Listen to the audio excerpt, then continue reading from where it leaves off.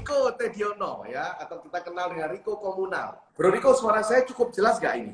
Jelas. Oke, sip, Cukup jelas. ya. Cukup jelas ya. Oke, saya paling seneng kalau bicara sama Bro Riko ini karena lihat wajahnya aja semangat sudah ya. Karena wajahnya selalu smiley ya. Ya, orang-orang susah dia senyum terus ya. Dan dengar-dengar justru malah di masa seperti ini perusahaan Bro Riko ini malah dibutuhkan ya, karena dia bergerak di bidang financial teknologi yaitu komunal ya. Jadi komunal ini adalah perusahaan yang membantu teman-teman untuk bisa mendapatkan koneksi ataupun pendanaan dengan biaya yang murah. Nah, hari ini kita akan belajar gimana sih caranya membawa startup yang benar, gimana sih pandangan-pandangan Bro Riko terhadap kondisi pasar ekonomi ke depan dan pasar finansial yang ada. Oke, selamat siang Bro Riko. Hey, selamat siang, Senior Budiono. Semoga lancar hari ini pembicaraan kita. Nah, sebelumnya Bro, mungkin sedikit pengen kenal ini ya. Bro Riko ini memulai usaha komunal itu di usia berapa Bro? Di tahun 2018 ya, 32, 33 ya mungkin ya. 32-33. Wow, ya. 32 tahun itu masa-masa emasnya orang ya, luar biasa ya. Karena kalau peribahasa di China, ya umur 30 sampai umur 40 itu fase-fase kita bisa belajar dan membangun, itu generasi emas ya. Oke, Bro Riko, mungkin bisa sedikit cerita ya mengenai kondisi kenapa background membangun bisnis komunal, finansial teknologi. Kira-kira apa yang Bro Riko lihat, peluang apa yang Bro Riko lihat, dan apa peran dari bisnisnya Bro Riko ini dalam menolong atau memberikan kontribusi kepada masyarakat. Silakan Bro. Oke, jadi selamat sore teman-teman sekalian. Ini saya lihat banyak anggota GCI juga yang mungkin sudah kenal dengan saya. Jadi sebenarnya komunal ini dibentuk di tahun 2017-2018, idenya 2017, cuman kita baru eksekusi itu di tahun 2018 pertengahan, jadi Juli 2018. Jadi pas tahun ini dari tahun kedua ya. Itu dari kita mulai implementasi sampai hari ini kita sudah go live itu sekitar 16 bulan. Jadi selama 16 bulan ini pertanyaannya kenapa kok memulai usaha ini? Sebenarnya dimulai dari kondisi yang kita lihat bahwasanya sekarang ini banyak sekali orang-orang, terutama orang Surabaya ya, pemuda-pemuda Surabaya ini yang cukup kompeten, tetapi mereka mostly menjadi profesional. Yang mana itu juga bagus menjadi profesional, tetapi dengan kondisi yang ada sekarang ini, kita lihat banyak masalah yang ada, tetapi belum banyak yang berani nyemplung, belum banyak yang berani untuk berkolaborasi, atau mungkin punya banyak ide, tetapi mungkin belum berani eksekusi. Nah, karena itu kita coba mungkin ide-ide itu hanya akan menjadi ide apabila kita nggak eksekusi, itu juga akan hanya menjadi ya cuman sekedar aja. Lalu kita coba mulai eksekusi di bidang fintech. Nah, fintech ini sendiri sebenarnya menggabungkan dua buah ilmu, yaitu ilmu finansial dan ilmu teknologi. Teknologi bukan berarti IT ya. Teknologi itu berarti semua teknologi, baik mulai dari operation management, terus kemudian HR, juga terkait dengan yang namanya ilmu-ilmu science gitu. Jadi oleh karena itu muncullah fintech itu tadi, itu Bro. Oke, jadi bermula, tapi backgroundnya Bro ini memang di bidang IT Bro, sampai mau bukan bisnis IT. Bukan Bro. Jadi karena background saya bukan di bidang IT, justru itu karena itu saya berani nyemplung di fintech. Karena partner saya semuanya jago di bidang itu. Jadi saya melengkapi di bidang yang lain. Jadi kalau di sebuah startup itu mostly orang itu co-founder itu rata-rata adalah 2 atau 3 orang yang memiliki background yang berbeda. Jadi di komunal ini partner saya itu jago banget di bidang A gitu. Maka saya mungkin di bidang B, satu lagi di bidang C. Karena itu kita berani buka yang namanya membentuk satu perusahaan yang baru yang mana kita semua saling berbeda background gitu Bro. Tapi memang pada dasar sebelum di komunal ini memang teman lama, teman baik atau teman dari SMA Bro? Oh, teman dari SMA ya. Oh. Oke, jadi ini bermula dari pertemanan jadi kancal akhirnya ya, jadi bisnis ya. Oke. Jadi teman-teman pelajaran yang bisa dipetik dari Bro Riko ini adalah kalau kita mau kolaborasi, cari yang beda. Jadi jangan cari yang Betul. sama ya. Kalau Anda punya Harus uang beda, banyak, harus beda. harus beda. Duitnya banyak, Anda cari yang punya kalian. Anda punya kalian, modalnya cekak, cari yang punya modal. Jadi jangan cuma cari yang senang-senangan doang, tapi harus cari secara skill ataupun teknikalnya itu memiliki perbedaan ya. Jadi jangan Betul. cari yang sama, nanti tidak melengkapi. Dan Bro Riko ini di bidang marketing ya Bro ya? Saya lebih ke arah operation management. Jadi operation management itu yang terkait dengan engineering, kemudian yang terkait dengan operations, kemudian yang terkait dengan people, seperti itu. Terus Bro, peran dari komunal sendiri ya, kalau Bro lihat, ini kan saya lihat skemanya dari komunal kan luar biasa. Kita nggak promosi komunalnya, tapi saya ingin tahu ya kan, apa sih peran dari komunal dan komentar dari masyarakat dengan kehadiran komunal ini di sana? Terutama dari sisi ekonomi, Bro. Ini kan ekonomi kerakyatan sebetulnya kan? Oke, silakan Bro. Ya. Jadi gini, rekan-rekan sekalian, kalau kita cuma biasa tahu di Indonesia itu sistem perbankan seperti apa. Sistem perbankan itu adalah di mana kita ada dua pelayanan. Kita mendepositokan uang kita dapat bunga. Kemudian kalau kita mau pinjam uang, kita kena bunga. Itu sistem gampangnya. Terus kemudian kalau kita di bank, itu di Indonesia terutama, itu kita ada yang namanya eksklusivitas. Itu seperti apa sih eksklusivitas? Itu misalnya nih, saya punya uang hari ini 50 juta rupiah gitu. Kemudian senior saya Budiono itu punya uang 5 miliar gitu. 5 miliar rupiah, sama-sama limanya sama beda nolnya. Nah, itu otomatis keuntungan atau mungkin pelayanan yang saya terima dengan yang Bro Budi terima itu kan pasti berbeda karena disebut nasabah eksklusif atau nasabah premier. Sedangkan di sistem peer-to-peer lending ini kita mendisrupsi yang mana kita menjadikan semua orang itu sama. Jadi di sistem ini nggak ada yang namanya istilahnya eksklusivitas. Jadi semua rakyat, semua orang uangnya 500.000 maupun 5 miliar itu mendapatkan pelayanan yang sama persis, fasilitas yang sama. Seperti itu sih, Bro. Jadi pelayanan yang sama rata, tidak membeda-bedakan dari jumlah saldonya ya. Oke. Itu mirip konsepnya Indonesia, Bro. Jadi kita mau beli tiket yang kelas apapun itu sama. Jadi konsepnya itu mirip-mirip seperti itu. Bedanya itu di bidang yang pertama travel atau ticketing airlines, kalau di fintech ini di bidang keuangan. Jadi kita mirip sih konsepnya, seperti itu. Jadi teman-teman yang saya pahami dari komunal, mungkin bisa dikoreksi ya Bro Riko ya.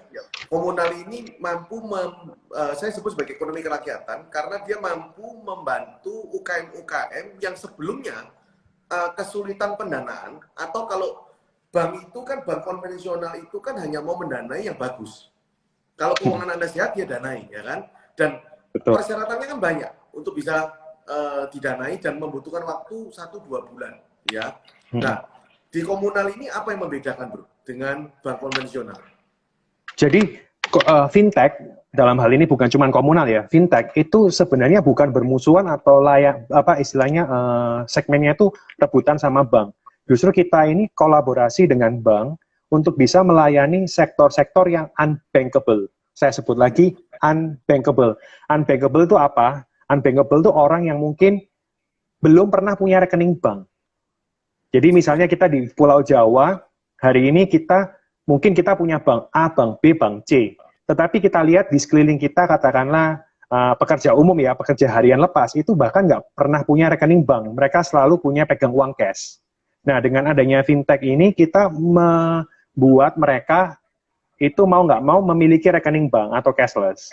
Kenapa seperti itu? Karena dengan fintech ini, mereka dipaksa untuk bisa menggunakan teknologi. Seperti itu. Dalam arti, mereka bisa melayani, istilahnya, membuka rekening bank, tetapi dengan menggunakan handphone mereka. Seperti itu, Bro. Bro, ceritanya gimana sih, Bro? Kok bisa tiba-tiba sama teman-teman terus kepikiran komunal nih kita bikin nih, namanya komunal ya kan? Boleh nggak Bro sharing, Bro? Boleh. Jadi namanya aja udah komunal ya, dari nama itu kayak community base gitu, Bro. Jadi kita memang namanya sangat Indonesia sekali, komunal, kita komunitas gitu. Nah, kita pengen uang atau perputaran uang yang ada di negara kita ini nggak cuma didominasi oleh orang-orang yang tertentu, sektor tertentu. Katakanlah hari ini orang yang ekonomi atas itu nggak bisa langsung menyentuh orang-orang ekonomi bawah. Nah, bagaimana mereka bisa menyentuh ekonomi bawah? Ya dengan cara menggunakan sistem yaitu financial teknologi tadi. Nah, komunal sendiri itu sebenarnya bukan kita ingin istilahnya bukan kekuatan dari satu atau dua orang, tetapi kekuatan dari community tadi, bro. Karena kita yakin isu yang sekarang saat ini ada itu bukan isu yang terlalu susah diselesaikan, tetapi isunya itu adalah trust. Kita tahu di Indonesia ini negara yang paling dermawan, bro. Misalnya nih, Bro Budi, ada sumbangan apa sih kita ikut nyumbang, kemudian kita juga ikut donasi dan lain-lain. Itu baru donasi. Tapi kalau kita ada orang mau buka usaha, misalnya kita mau lihat temennya atau mungkin adiknya Bro Budi aja, nggak usah temen deh, adiknya mau buka usaha, kadang-kadang mau pinjam uang gitu ya, Bro ya. Itu kan langsung dikasih lah adik sendiri gitu kan. Tapi pada waktu ada masalah dengan adiknya sendiri, kita mau nagih ya sungkan. Terus kita mau ya udahlah, akhirnya istilahnya itu ada rasa sungkan tadi lah. Nah, dengan platform peer-to-peer ini kita bisa mengarahkan itu ke arah yang lebih profesional, yaitu bisa minjemin adik sendiri melalui platform peer-to-peer. Kalau nggak kebayar misalnya, bro, atau mungkin ada keterlambatan bayar, nggak perlu sungkan lagi, biarkan pihak ketiga ini atau fintech ini yang menyelesaikan masalahnya. Seperti itu sih, bro. Jadi karena dasarnya itu karena kita lihat orang-orang Indonesia pada sungkan-sungkan itu, bro. Dan ada asuransinya ya, bro ya. Kalau nggak dibayar, di cover oleh asuransi dari sebuah Sinar Mas. Ya. Sinar Mas. Yeah. Wow, sip. Terus, bro, ini kan masuk di bidang IT, financial teknologi ya kan. Nah, masuk di bidang startup digital. Nah, bisa nggak, bro? Mungkin dari teman-teman yang nonton Instagram Live ini ataupun nanti di YouTube channel, mungkin kepingin juga membuat satu buah startup digital, ya. Nah, kira-kira rambu-rambu apa? Pondasi-pondasi apa yang harus disiapkan supaya bisnisnya nggak mampus, bro, ya jalan sebentar lalu kemudian karena terkenal kan kita sering kali kenal bisnis startup itu startup digital kan bleeding, bro, bleedingnya kan panjang, ya kan. Nah, saya nggak tahu apakah komunal ini juga melalui fase bleeding juga yang berkepanjangan atau bagaimana, ya silakan. Jadi terkait dengan startup ya, startup itu selalu identik dengan bakar duit. Startup itu identik dengan yang namanya pasti rugi di awal. Jadi sebenarnya yang membedakan startup dengan yang lain itu cuman seakan-akan startup itu keren gitu. Jadi pada dasarnya startup itu atau mungkin di bidang IT itu bukan masalah bleedingnya, bro. Tetapi kita pasti ada yang namanya fase di mana kita membangun. Nah, di fase membangun itu mungkin secara laporan keuangan belum terlihat profit. Tetapi yang kita tahu sekarang ini startup udah berubah, jadi kita nggak istilahnya nggak ada lagi istilah strategi bakar-bakar duit, tetapi strateginya dibalik, strategi kolaborasi. Nah, kenapa kok startup itu bisa mampus di tengah jalan dan lain-lain? Itu sebenarnya bukan karena model bisnisnya jelek sih, bro. Mostly startup itu bisa mandek di tengah jalan itu karena dari karakter dari foundernya sendiri itu mungkin kurang persistence. Atau mungkin dibilang mudah menyerah. Nah, ini yang membedakan startup dengan yang sukses dengan startup yang lain. Yang mana kalau nggak salah itu cuma sekitar 1 atau 2% startup itu akan survive. Sisanya pasti akan kacau atau mungkin akan gagal, seperti itu. Seringkali kan juga saya baca, bro, dari berita-berita, lalu banyak startup digital itu kan memulai dari join orang banyak. Lalu kemudian akhirnya nanti pecah satu persatu, lalu akhirnya keluar ya. Nah, apa yang dilakukan di bisnisnya komunal ini supaya antar shareholder ini bisa kuat? Jadi pertama, kalau memang sudah bilang, oh saya mau keluar atau exit strategi, itu sebenarnya nggak ada yang salah sih dengan exit strategi. Sebenarnya di satu fase memang harus ada yang exit. Karena cap table dari satu company itu nggak bisa terlalu banyak. Karena kalau terlalu besar itu movementnya akan susah. Jadi startup yang baik itu memang mostly itu 2-5 orang. Kenapa nggak 1 atau 7 orang gitu? Karena kalau 1 orang, kalau misalnya investornya udah masuk, ternyata ada apa-apa sama 1 orang ini nggak ada yang terusin. Jadi yang paling bagus sih 2-5 max, tapi paling bagus sih 2-3 lah. 5 juga terlalu banyak. 2-3 itu paling bagus karena ada satu, kalau ada perbedaan pendapat itu masih bisa ada satu yang punya hak voting. Nah, tetapi kenapa kok tadi dibilang kenapa kok banyak yang keluar? Memang harus ada yang keluar gitu pada saat tertentu. Karena apa? Karena memang kebutuhan dari tiap-tiap co-founder itu berbeda-beda. Misalnya ada, oh saya mau exit di tahun keberapa, oh saya mau nggak mau exit megang terus, ya nggak bisa juga gitu, karena ada kebutuhan dari investor. Yang mana pada waktu kita mengundang investor lain untuk berpartisipasi gitu ya, otomatis kan ada beberapa share yang memang harus dilepas. Seperti itu, Bro. Jadi nggak ada yang salah sih. Nah, Jadi itu nggak salah ya sebetulnya ya. Dan memang harus ada yang keluar. betul. Pada waktu investor masuk itu artinya mereka memiliki sebagian persen saham ya bro ya di komunal ya. Pasti, pasti. Saat ini apakah sudah mengundang investor masuk bro? Atau masih tetap seperti komposisi awal? Kita sudah mendapatkan pre-series funding Desember 2019 kemarin. Itu lumayan lah. Oke. Berencana untuk next round juga tahun ini. Selama 3 tahun bro, prestasi komunal apa yang paling bro banggakan baik di internal ataupun eksternal? Kita masih 16 bulan bro beroperasi. Oh sorry, 16 bulan, iya. Jadi ya. 16 bulan ini kita itu yang paling membanggakan ya, kita itu nggak nyangka kalau sekarang ini jumlah istilahnya komitmen kita untuk membantu masyarakat itu lumayan lah, terutama di Indonesia bagian timur itu kita udah jangkau beberapa rakyat atau masyarakat dari Makassar, dari Manado, kemudian dari NTB, Bali gitu. Jadi kita nggak nyangka ternyata startup buatan anak-anak Surabaya atau Jawa Timur ini bisa sampai mengakses Indonesia bagian timur. Itu hebatnya bisnis digital ya bro ya. Padahal lokasinya di Surabaya, tapi bisa kemana-mana ya.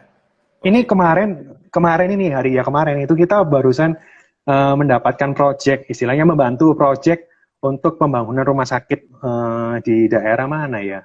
Sulawesi, bro. Jadi mereka nggak perlu ke sini, nggak perlu ke Surabaya, nggak perlu ke mana-mana, cuma tinggal menggunakan tanda tangan digital.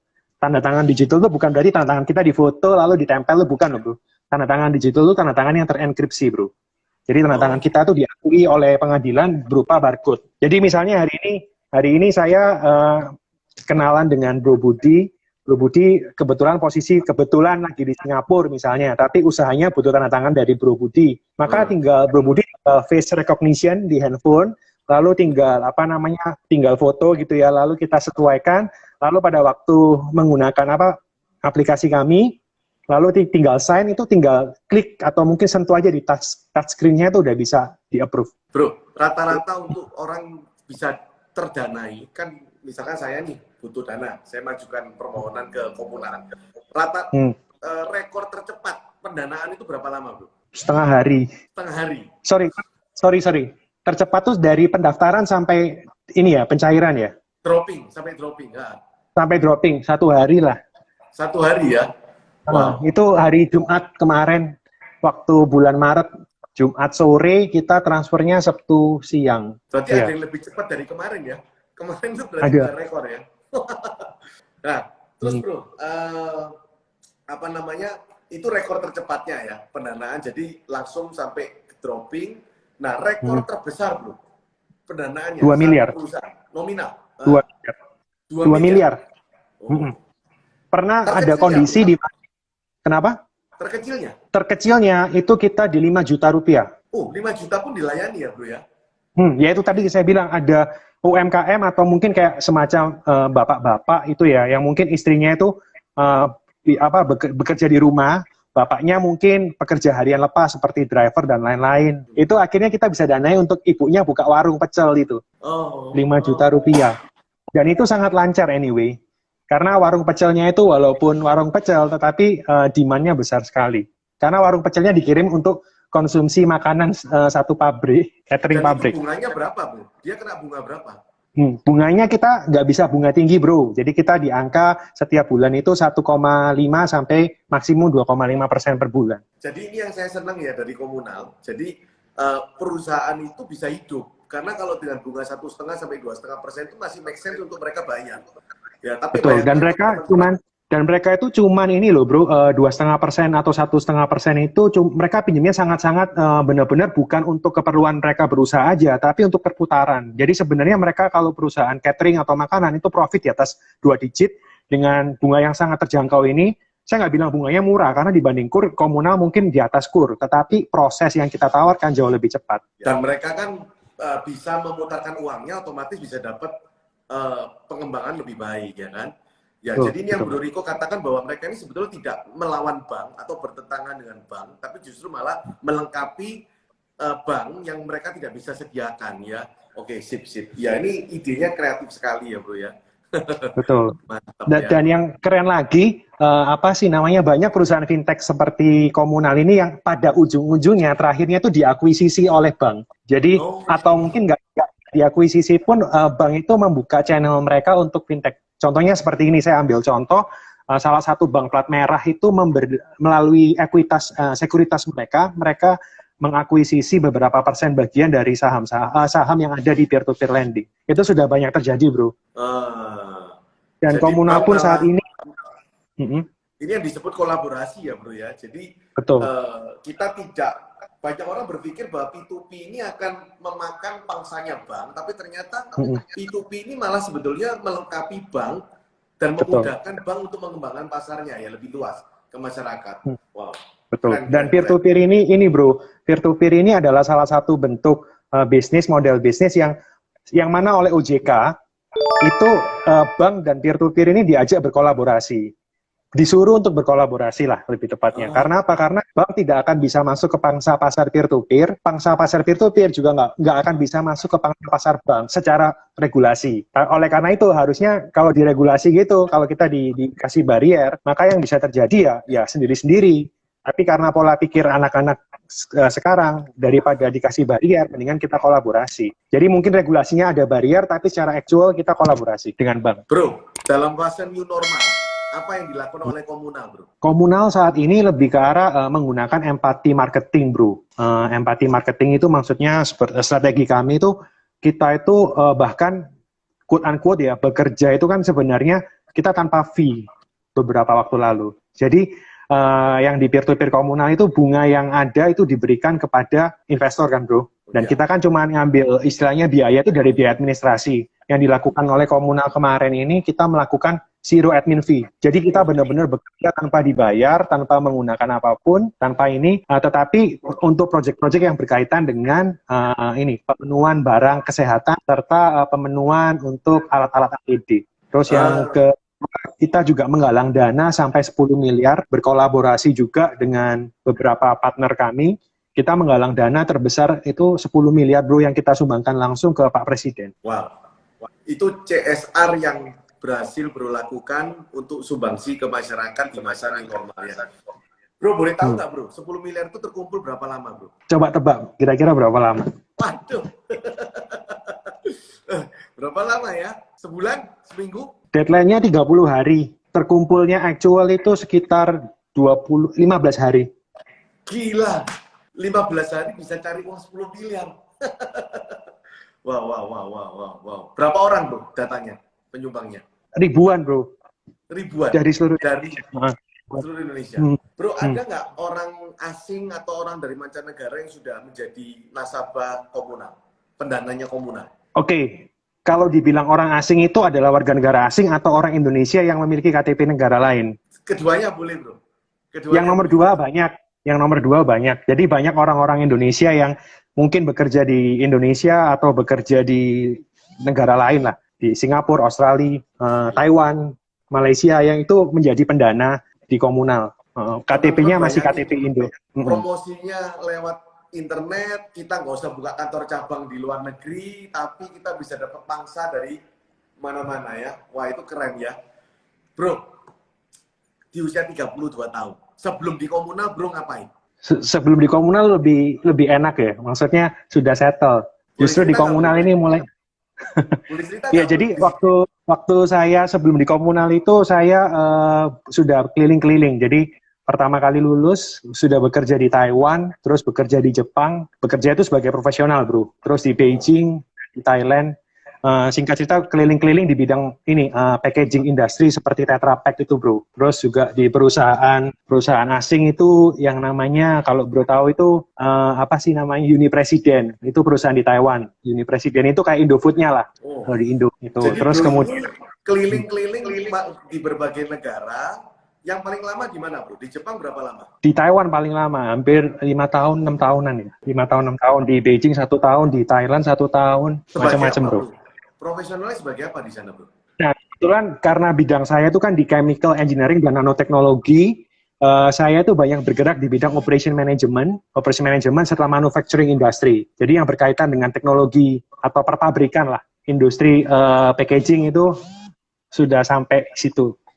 Gila, gila, gila. Loh, bro, sebenarnya kan bro ini nggak ada kaitannya ya sama komunal ya backgroundnya ya? Justru Ini kan di berkaitan, manufacturing. bro. Berkaitan? Justru sangat berkaitan. Iya, Oh, betul. Justru sangat berkaitan karena partner saya atau mungkin yang sudah jago di bidang A gitu. Nah, karena klien-klien komunal sekarang ini yang berkaitan dengan industri yang saya jalani. Jadi pada waktu kita melakukan credit scoring, mungkin orang-orang finance nggak ngerti yang namanya HACCP atau ISO 22000, HACCP yang berkaitan dengan industri makanan atau mungkin di industri kimia, nggak mengerti dengan safety, K3. Itu kita yang melakukan analisis, saya yang memasukkan parameter-parameter itu untuk credit scoring, bro. Jadi bukan hanya parameter credit scoring secara finance, tapi juga secara behavior dari satu company, bro. berarti bro ini gajinya sudah, mata uangnya sudah yen sama kalau Taiwan apa ya? Wah, gajinya udah gede nih teman-teman, pasti ya. Bro Riko ini kemana-mana gajinya sudah nyaman, gajinya sudah besar, ya kan? Lalu di perusahaan-perusahaan asing, jujur bro, lebih enak mana? Waktu di luar negeri, lebih enak mana waktu di luar negeri atau sekarang? Kalau di luar negeri enak, maksudnya settle tiap bulan udah fix gitu. Tapi kalau sekarang itu kan nggak fix. Bro? Sampai berapa bro fixnya bro? Sampai berapa? Ya adalah. Nolnya berapa bro? Nolnya? 3 digit. 3 digit. Wow. Terus bro kenapa kok balik bro ke Indonesia? Kan sudah enak di situ. Karena ini bro, jadi memang di luar negeri itu terutama soal jenjang karir itu sudah jelas. Tetapi satu hal yang nggak bisa kita hindari, bangsa kita ini termasuk bangsa yang besar, nomor 4 secara populasi. Nah, kalau kita nggak kembali, istilahnya nggak kembali ke Indonesia, itu ya kita ya cuman stagnan di situ-situ aja. Pada waktu kita kembali ini kita menemukan banyak masalah kan. Nah, masalah-masalah ini yang sebenarnya seru untuk bisa kita istilahnya untuk berkontribusi. Jadi bukan tentang uang saja ya bro ya, kita kerja ini bukan. Karena kalau tentang uang saja itu kan sebenarnya apa yang kita ya pasti dapat uang lah ya, pasti semua orang pasti punya tabungan dan lain-lain. Tapi bagaimana kita punya waktu untuk bisa kontribusi sama bangsa, sama negara ini kan nggak bisa kita lakukan di luar negeri gitu bro. Wah keren. Ya bisa tapi nggak bisa langsung. Wah keren. Ini 10 tahun lagi saya calonkan jadi pejabat ini ya. Bro, sebentar. Tadi 3 digit, ya kan? Sudah kerja sampai usia 30 tahun di luar negeri dari Jepang, Taiwan dan lain-lain, ya kan? 3 digit itu berarti sudah di atas 100 ya, bro ya? Oh iya. Oh, waduh. Gila, teman-teman. Ini pemuda yang luar biasa, sudah dapat income lebih dari 100 juta sebulan, tapi kemudian kembali ke Indonesia untuk memulai bisnisnya sendiri, untuk memberikan kontribusi kepada bangsa dan negara. Bro, tapi saya mau tanya satu hal, ya. Bro kan memulai dari profesional, ya kan, dengan resiko yang sangat rendah, karena fixed income, ya kan. Lalu akhirnya bro memulai berbisnis di komunal, ya kan. Nah, menjadi seorang entrepreneurship. Bro, boleh tahu nggak takut uangnya hilang? Lalu pasti. Justru mendingan takut di usia 30-an ya daripada takut di usia 50-an. Oke. Karena kita ini kalau di umur 50 kita udah nggak punya tenaga lagi untuk recover. Kalau katakanlah hari ini failed pun kita masih punya waktu untuk recover. Jadi seperti banyak tim anak-anak GCI juga yang muda-muda ya. Jadi bergabung di GCI ini salah satu pembelajaran buat saya juga. Ternyata gagal tuh harus semudah mungkin, sedini mungkin. Jadi saya juga nyesel juga kenapa baru umur 32, harusnya umur 25. Bro, dulu modal awalnya untuk bangun komunal berapa besar? Bro? Modal awalnya sih lumayan lah ya, jadi beberapa M. Karena kenapa kok beberapa M itu karena memang regulasi dari otoritas jasa keuangan, bro. Tapi masih tercover lah beberapa M. Jadi untuk itu kita masuk di modal minimum itu kita masih masuk di atas sedikit lah. Dan dengan modal minimum itu pun kita sudah bisa generate per hari ini per hari ini ya bro, 1 Juli ini kita udah disbursement tuh 160 miliar selama 16 bulan. Wow. Oke, budget promosi termasuk sampai berapa? Minim. Sekarang. Jadi kita budget kita untuk promosi itu minim sekali, Bro Budi. Jadi bisa dibilang kenapa kok minim? Karena kita benar-benar menggunakan yang namanya media itu bukan cuma media sosial seperti Google AdSense dan lain-lain. Kita itu benar-benar bisa masuk itu karena apa? Karena sistem word of mouth yang ada di masyarakat, community itu sangat membantu sekali. Dan kita juga punya asosiasi, kemudian juga ada beberapa istilahnya itu media yang kita diliput atau di spotlight itu karena memang apa yang kita achieve, bukan kita minta untuk istilahnya kayak menyediakan budget tertentu untuk promotion. Itu enggak kayak gitu. Justru budget promotion kita itu kita kembalikan ke para investor. Daripada kita berikan budget itu kepada media, kita berikan ke investor langsung berupa cashback tadi, bro. Wah, saya jujur teman-teman promo, baru tahu kalau Bro Riko ini memulai dari profesional dan ternyata dia gini, lebih mudah memulai dari nol karena nggak punya banyak pilihan, betul ya bro ya. Tapi Bro Riko ini tidak memulai dari nol, dia memulai dari plus, yaitu ratusan juta setiap bulan. Nggak mudah orang bisa keluar dari comfort zone-nya, ya. Kalau kita baru lulus, lalu kita nggak punya banyak pilihan, ya itu oke, itu berani mati kan. Di situ makanya ada pepatah yang katakan, seringkali kita dengar kalau kita sudah comfort zone, nyaman, kita ini jadi lebih takut melakukan sesuatu. Tapi Bro Riko ini mendobrak dan kemudian balik ke Indonesia, terjun di bisnis yang jujur, masih belum tahu arahnya akan berhasil atau tidak, ya kan? Di situ. Tetapi Bro berani menempuh jalan tersebut, ya keren bro di sana, bro. Visi ke depan itu salah satunya, bro. Ini salah satunya ya.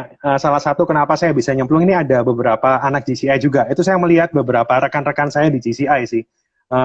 Madam Margaret, itu kan saya juga lihat dia sebagai figur yang menginspirasi lah. Kan, wah ini seperti ini. Terus kemudian ada beberapa rekan-rekan yang lain juga. Sebelum saya nyemplung di komunal kan saya juga sempat memperhatikan bagaimana sih kiprah anak-anak yang ada di Surabaya. Terus kemudian saya juga beberapa kali pernah ketemu Bro Andri yang kapan hari ngisi GCI, ini impactful juga kan. Itu, wah ini mereka anak-anak muda yang sudah melakukan kontribusinya melalui GCI bro. Baik melalui di organisasi maupun di usahanya. Nah, kenapa kita nggak masuk juga, atau komunal nggak masuk juga, seperti itu sih. Masuk di wadah yang sama di GCI untuk bisa istilahnya multiply the power untuk to be more impactful to society gitu bro. Oke. Biaya masuknya dibanding dengan manfaatnya jauh terasa mahal atau murah bro? Nggak kepikiran biaya masuk sih bro. Oke. Nggak kepikiran biaya masuk, nothing. Oke. Bro, enggak usia 30 tahunan tapi wajah masih 20 tahunan ya. Keren kamu bro. Oh. Ya. Oke. Kita pernah ketemu deh rasanya waktu kuliah. Bicara mengenai bro bertransisi, transformasi dari profesional dan menjadi entrepreneurship. Apa bedanya bro? Apa bedanya? Bedanya itu sekarang jangkauan kita untuk bisa kontribusi itu lebih banyak. Katakanlah kita menjadi profesional ya, kita cuma bisa menginfluence orang-orang ya cuma di kantor kita. Pada waktu itu saya yang terakhir ini cuma bisa menginfluence katakanlah subordinat yang ada di tempat saya bekerja itu katakanlah berapa ribu orang. Tetapi dengan kita menjadi entrepreneur, kita bisa memberikan manfaat itu lebih dari cuman lingkungan yang itu, tapi kita bisa lebih ke provinsi atau ke kota atau mungkin ke Indonesia bagian timur. Jadi kita jangkauannya dobrakannya lebih besar lagi, bro. Itu sih. Jadi itu yang pertama kerasa dari sisi bagaimana kontribusi kita. Terus yang kedua dari sisi cost. Pada waktu kita menjadi profesional, kita tuh kadang-kadang ada pada fase ya udah tiap bulan aja tinggal tunggu tanggal gajian kan. Akhirnya, tapi pada waktu itu saya mensiasatinya dengan sekolah lagi sih bro. Jadi sekolah lagi untuk bisa mindsetnya tuh nggak sampai kalah sama anak-anak yang mungkin punya ilmu yang lebih baru. Jadi dengan organisasi juga. Jadi intinya tuh adalah pada waktu menjadi entrepreneur, lebih otak ini 24 jam jalan sampai tidur pun masih mikir besok itu bulan depan itu apa, tahun depan itu apa. Jadi udah langsung otomatis terprogram dengan sendirinya. Jadi kita ini kayak pada waktu jadi entrepreneur, kita ini kayak berdiri di tempat lebih tinggi ya bro. Jadi lihatnya lebih besar ya sudut pandangnya. Deg-degannya juga lebih besar. Bro, culture-nya bekerja di perusahaan-perusahaan Taiwan, Jepang, sama di Indonesia kalau Bro Riko lihat dari SDM-nya, apa bedanya? Beda banget, beda pakai banget. Jadi kalau terutama di Taiwan ya bro ya, jadi karena kita itu seragam, jadi banyak orang-orang lokal juga. Mereka tuh standarnya jelas, terus kemudian kalau komunikasi itu lebih straight to the point gitu ya. Kemudian juga mereka melakukan tanpa diawasi, jadi kita kebanyakan bekerja dengan robot sih bro. Jadi sistem robotik itu ke jalan walaupun di industri manufaktur ya bro. Jadi kita tuh benar-benar tahu pekerjaan yang mereka lakukan itu sudah kita bisa lakukan. Seperti ibaratnya nyetir pesawat lah bro. Jadi antara pilot yang satu dengan pilot yang lain tuh mirip pekerjaannya. Jadi robot-robot yang ada, misalnya yang ada di Indonesia sekarang itu sebenarnya tahun 2007 saya tuh udah lihat itu waktu saya bekerja itu. Jadi robotik sistem itu sudah ada semua. Jadi kalau di sini anak-anak S1 atau anak-anak S2 itu udah oke gitu kan. Kalau di Indo dapat jabatan yang oke. Di Taiwan itu anak S2 itu bosnya anak S3 bro. Jadi banyak PhD di Taiwan yang ngelit anak-anak S2. Nah kalau S1 cuma jadi operator, atau operator itu mungkin cuma pekerja SMA itu kayak gitu bro. Jadi kalau mau bekerja di office itu mostly S2. Kalau mau jadi leader harus S3. Itu sampai segitunya di Taiwan dan di Jepang. Kalau di Jepang ada berapa, bro? Ya S2 aja bro. S2 ya. Jadi teman-teman kalau Anda S1 ya kan, bersyukurlah kalau Anda bisa jadi bos sekarang ya kan. Karena kalau di Taiwan Anda cuma jadi operator ya. Betul. Okay. Operator yang mungkin kayak anak SMA di sini atau mungkin. Wow. Ketat sekali ya berarti ya persaingannya bro ya. Oke. Kalau dari etos kerja bro lihat bedanya di mana bro? Saya bahas dari regulasi dulu ya. Jadi pada waktu saya diterima di salah satu perusahaan di Taiwan tuh, satu orang Riko dari negara non-Taiwan, itu maka dia harus menerima 9 orang Taiwan. Jadi dia sangat memprotek warganya. Istilahnya itu, pada waktu saya bekerja diterima di perusahaan A, kan saya dapat PR itu, maka perusahaan itu harus menerima 9 orang lain yang equal dengan saya. 9 orang lain lagi. Jadi dia memprotek istilahnya nation-nya sendiri sih. Sedangkan kalau kita lihat di Indonesia itu kan, apa sih namanya, orang-orang itu seakan-akan orang dari luar negeri itu posisinya di atas gitu kan tuh. Padahal kalau di Taiwan tuh sama aja, walaupun saya orang asing tetap dianggap sama, equal oleh mereka. Ini ada yang tanya bro, Bro Ricky Bastian, PLP kita, masa COVID gini komunal ada lokasi lebih ke UMKM atau ke non UMKM? In the name of collaborate to elevate masa seperti ini kan kudu saling support ya. Ini pertanyaan ya. Oke. Ya, jadi yang ditanyakan oleh IPP Ricky ini, kita porsinya sekarang komunal itu lebih banyaknya ke UMKM. UMKM itu berarti yang pinjaman sekitar 20 juta sampai 100 juta ya. Itu lebih banyak. Yang untuk non-UMKM itu yang kita juga support beberapa perusahaan catering, beberapa perusahaan atau resto bro ya. Itu yang sekarang lagi mungkin berusaha untuk kembali lagi, kita juga support. Walaupun non-UMKM tapi kita bisa support. Seperti itu. Oke. Lalu dari Nadia, apa benar ya kalau S3 di Taiwan itu dapat kayak PR? Betul. Jadi kalau S3 di Taiwan itu kan dianggap seperti orang yang bekerja juga selama 4 tahun at least. Dapat langsung. Bro, waktu balik ke Indonesia ada tantangan nggak dari keluarga bro? Atau malah disupport? Oh iyalah. Ya pasti bro. Karena apa? Karena kan lebih enak di luar. Jangankan itu yang apa saya memulai komunal aja juga. Loh, kamu yakin? Bukan ditentang lah. Istilahnya itu kalau bahasa Surabayanya itu diojo-ojoi. Wis ta, nggak enak kayak gitulah. Nggak ditentang sih. Terus partner-partnernya bro juga ngelayunya gimana? Ngajakinnya gimana? Kebetulan partner saya semuanya itu background-nya mirip sama saya dalam arti mereka pelajar yang di luar negeri, mereka juga bersedia balik ke Indonesia, dan mereka rata-rata itu punya mindset yang sama, visinya itu sama. Jadi punya komunitas yang positif itu sangat penting teman-teman, maka bergaulah dengan orang yang tepat, karena temanmu itu bisa menjadi partnermu dan bisa menjadi masa depanmu. Jadi jangan sembarangan memilih, makanya salah satunya manfaat bergabung di CI Java adalah kita bisa memiliki partner-partner dan teman-teman yang positif, yang saling membangun. Ya. Dan namanya keren sekali ya, komunal. Ya. Itu kan seperti komunitas seperti yang Bro katakan, dan saling membangun ya. Keren Betul. Ya. Wow, mudah dan luar biasa visinya. Salut sama keinginan untuk terus maju saya, belajar banyak dengan Bro Riko. Salut saya juga salut. Nggak gampang loh. Orang punya penghasilan, lalu mau balik ke Indonesia memulai sesuatu dari nol. Bukan yang sudah disiapkan, dari nol, dari zero. Belum tahu apa-apa ya. Bro, dari sisi entrepreneurship, bedanya orang luar sama orang kita bagaimana bro? bedanya orang luar sama orang kita ya. Sebenarnya orang Indonesia itu lebih jago ngakali ya. Jadi lebih kreatif lah. Kalau orang luar tuh kan pakemnya udah jelas, kayak ada rule of thumb-nya. Rule of thumb-nya A, kalau nggak A, B, kalau nggak B ya C, C, D. Jadi ada jelas pattern-nya. Kalau orang Indonesia kan hari ini kita usaha yang namanya properti misalnya bro. Tiba-tiba kita bisa pivot ke usaha resto. Kita tuh sangat adaptif sih sebenarnya. Cuman kalau yang membedakan sekali itu kalau kita di Indonesia itu kalau nggak kepepet nggak bisa. Sedangkan di luar negeri nggak usah dipepet pasti jalan. Di luar negeri lebih The power of kepepet. Kita ada tenaga dalamnya ya. Kalau kepepet keluar tenaga dalamnya ya. Iya, yang saya salut tuh dengan para komunitas kita ya, baik di terutama di GCI itu bisa muncul ide-ide kayak jualan itu apa APD itu, padahal aslinya jual konveksi dan lain-lain. Itu kan sebenarnya ya kepepet, kenapa nggak dari dulu aja gitu kan kepikiran. The power of kepepetnya itu orang Indonesia tuh saya jago banget. Oke bro, pertanyaan lebih sedikit pribadi bro.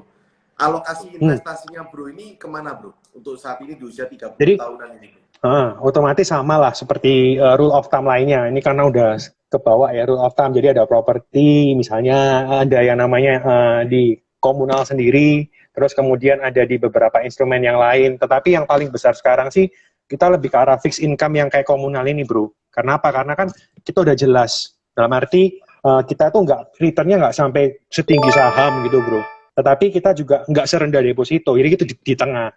Dan ada likuiditas. Moderate lah itu ya. yang paling penting. Okay. Yang Moderate. sekarang pegang cash money juga ya. Tetapi ada alokasi di properti lalu. Lalu ada pertanyaan bro. Izin tanya dari Maulana. Gimana ngadepi peminjam yang nunggak lama dan gede, tapi pas ditagih malah ngancem?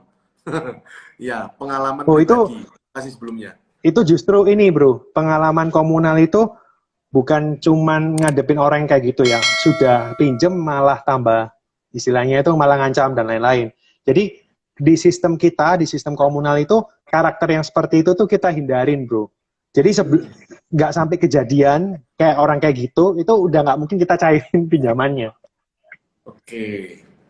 Karena apa? Karena ongkos untuk nggak orang itu lebih mahal daripada biaya operasional kita. Jadi mendingan kita nggak akan cairkan kalau ketemu karakter atau mungkin terdetek di sistem kita dia punya karakter yang seperti itu. Oke, jadi keren ya. Sistemnya komunal ini bisa mendeteksi psikologi dan karakter orang. Gampangannya gini. Lebih ke arah dia. Jadi misalnya nih hari ini nih ada seorang peminjam gitu ya. Ternyata dia temannya Bro Budi. Ternyata dia teman dari golongan kita di komunitas ini. Kita kasih credit scoring yang lebih low profile. Maksudnya low itu resikonya rendah gitu. Tetapi ada orang yang nggak pernah kita kenal, terus tiba-tiba dia pinjam, terus track recordnya dia itu dia berteman dengan misalnya, oh ya by the way credit scoring komunal itu beda sama bank ya bro. Kalau di bank itu kan cuma lihat laporan keuangan, terus lihat yang namanya istilahnya data historical dalam bentuk laporan yang di kertas. Nah di komunal itu kita elaborate data-data tertentu, misalnya dengan siapa sih dia berteman, terus dia circle-nya seperti apa, terus kemudian bagaimana media sosialnya dia itu bekerja. Jadi misalnya kalau dia sering ngepost hoax itu bisa kita langsung anulir bro, kayak gitu. Jadi kita bacanya itu bukan cuma dari faktor yang istilahnya kayak di perbankan konvensional, tapi kita baca juga secara behavior. Bro, saya sedikit lompat pertanyaannya. Ya ini karena mau akhir, mau habis waktunya. Mungkin teman-teman yang ingin memulai usaha startup digital, bro. Ya karena kan saya juga kepingin ya, bro. Nah, karena ini kan usaha masa depan. Berapa cash flow yang harus disiapkan, bro, untuk supaya perusahaan ini bisa bertahan? Berapa lama jangka waktunya? Yang kedua, kalau kita hire profesional sekelas direksi dan manajer, itu standar salary-nya berapa, bro? Boleh nggak diungkap? Kalau bro nggak bisa ungkap, boleh. Kira-kira aja deh, misalnya. Pertama gini, pertanyaan ini muncul dari typical investor, bro. Karena apa? Sudah mikirin hire profesional, yang kedua gajinya berapa, modalnya berapa. Itu kelihatan banget ini tipe investor, bro. Jadi dari situ, saya jawabnya gini. Kalau kita sebagai founder satu startup, kita nggak perlu khawatir dengan pendanaan, asalkan produk kita ini sudah ada yang mau. Jadi anggap kita nggak punya cash flow, bro ya. Kita nggak punya cash flow yang terlalu banyak, tapi kita punya produk yang powerful, itu banyak orang yang akan mau invest nantinya. Jadi nggak perlu khawatir berapa lama itu akan bertahan, as long as produk Anda itu akan traction-nya itu ada. Terus yang kedua, hire orang profesional tuh gajinya berapa dan lain-lain. Itu pertanyaan itu juga bisa dijawab gini, kalau misalnya kita sebagai startup, kenapa orang mau masuk startup kita. Mungkin ada orang yang mau digaji sangat tinggi, seperti itu. Tapi ada orang yang nggak perlu digaji sangat tinggi, tapi ketemu dengan mentor yang namanya Budiono Lee. Jadi itu ada kompensitnya. Jadi mungkin aja untuk anak-anak itu saya nggak perlu gaji tinggi deh. Saya cuma perlu bagaimana mempelajari cara berpikirnya Bro Budiono. Itu banyak bro kayak gitu. Oke, jadi bro. yang dibeli itu Waktu bro bangun komunal kan ada cash flow-nya, ya kan? Lalu berapa gaji bro dan sharing direksi yang lain apakah sudah terima salary bro? Kita bahkan di 1 tahun pertama ini kita cut salary kita dari awal yang rata-rata 3 digit ya bro. Itu bahkan kita pernah sampai mungkin bukan untuk salary lah, mungkin cuma untuk uang bensin atau apa gitu bro. Jadi kita sacrifice mungkin dalam tahap awal itu kita bisa dibilang gajinya sangat minim. Sangat minim. Jadi itu yang untuk bisnisnya kan bro, tapi otomatis sebelum kita lompat kita udah punya persiapan untuk runway personal finance-nya gimana kan mesti diatur. Cuman yang pasti kalau di startup siap-siap aja tahap-tahap awal katakanlah 6 bulan sampai 12 bulan pertama kita harus sacrifice untuk bisa proven gitu bro. Oke. Jadi teman-teman yang mau invest di startup atau yang mau mulai bisnis startup harus berhati-hati, jangan sampai karena bisnis ini adalah bisnis skillful ya. Jadi teman-teman harus betul-betul punya passion, bukan sekedar jadi investor ya, tetapi juga punya passion di sana ya. Itu yang mungkin ya Bro Riko ya pesannya ya. Oke, Bro, ini waktu kita sudah 54 menit ya. Sebentar lagi kita akan thank you Bro Budi. Kita akan closing.